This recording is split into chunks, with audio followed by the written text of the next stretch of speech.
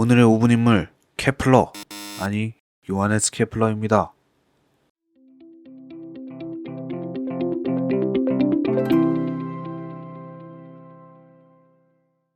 케플러는 독일 슈투가르트의 가난한 집에서 태어났습니다. 케플러는 칠삭둥이 미숙아로 태어나서 건강이 좋지 않았고 특히 시력이 좋지 않았습니다. 케플러는 어릴 적부터 부모님을 따라 해성과 월식을 보면서 천문학에 관심을 가지게 되었지만 그 당시에는 망원경이 없어 그의 나쁜 시력이 별을 보는데 발목을 잡았습니다. 대신 그는 수학에 천부적인 재능을 가지고 있어 장학금을 받고 학교를 다녔고 튜빙겐 대학교에 신학도로 들어가 수학과 천문학을 공부했습니다. 이때 그를 가르친 교수는 미하엘 메스틀린이었는데요. 그는 당시 비주류였던 코페르니쿠스의 지동설을 믿고 있던 교수였습니다. 그에게 가르침을 받은 케플러 역시 지동설을 믿게 되는 계기가 됩니다. 케플러는 23살에 대학교에서 졸업하고 오스트리아 그라츠 대학의 수학과 천문학을 가르치는 교수로 부임하게 됩니다. 그는 그라츠 대학에 있는 동안 우주구조의 신비라는 책을 출판하였는데요. 이는 코페르니쿠스의 지동설을 옹호하는 첫 번째 책이었습니다. 케플러는 이 책을 여기저기에 보내 의견을 구했는데요. 그 중에는 유명해지기 전 수학 선생이었던 갈릴레오 갈릴레이,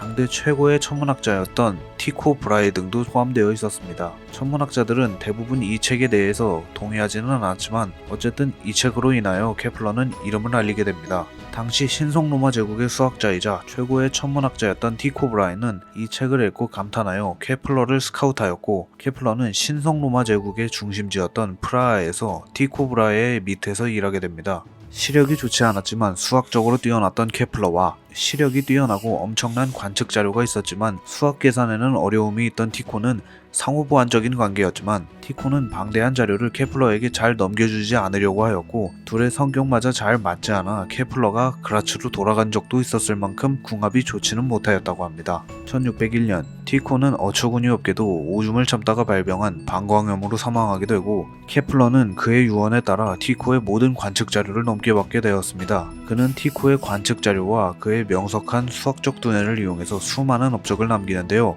그 중 하나가 바로 케플러의 법칙입니다. 그는 화성 궤도를 계산하는 과정에서 화성이 태양에 접근할 때 더 빨라지고 멀리 있을 때는 더 느려진다는 사실을 발견하였고 이를 통해서 면적 속도 일정의 법칙을 알아내었으며 궤도의 오차를 줄이면서 궤도가 타원임을 알아냈습니다. 그 이후 행성의 공전 주기의 제곱은 궤도의 장반경의 세제곱에 비례한다는 사실을 주장하였는데요. 이는 케플러 사후에도 증명되지 못하다가 이후 아이작 뉴턴에 의해 증명되었습니다.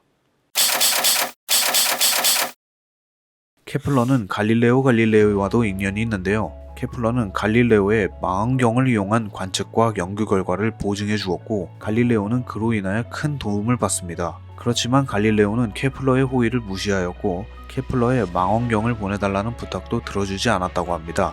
결국 케플러는 쾰른의 에른스트 공작에게서 망원경을 빌려 망원경 연구를 시작하였고 새로운 방식의 망원경인 케플러식 망원경을 발명해냅니다. 또 케플러는 여러 개의 구를 가장 밀접하게 배열하는 방법에 대한 추측인 케플러의 추측도 하는데요. 이 추측은 무려 400년이 지난 1998년 미국의 수학자 토마스 헤일스가 컴퓨터를 이용해내서 증명해냅니다. 케플러는 선천적으로 많은 것들이 부족했습니다. 그는 그 당시 천문학자로서는 치명적일 만큼 시력도 나빴고 지병을 달고 살았으며 아버지는 5살 때 돌아오지 않았고 어머니는 마녀로 몰려 교도소까지 갔다 왔습니다. 그럼에도 케플러는 천문학이라는 자신의 꿈과 재능을 끝까지 놓지 않았고 천문학에 있어 가장 중요한 인물 중 하나로 오늘날까지 기억되고 있습니다. 이상으로 오늘 5분 인물 사전 케플러를 알아보았습니다. 유익하셨다면 구독과 좋아요 부탁드리겠습니다. 시청해주셔서 감사합니다.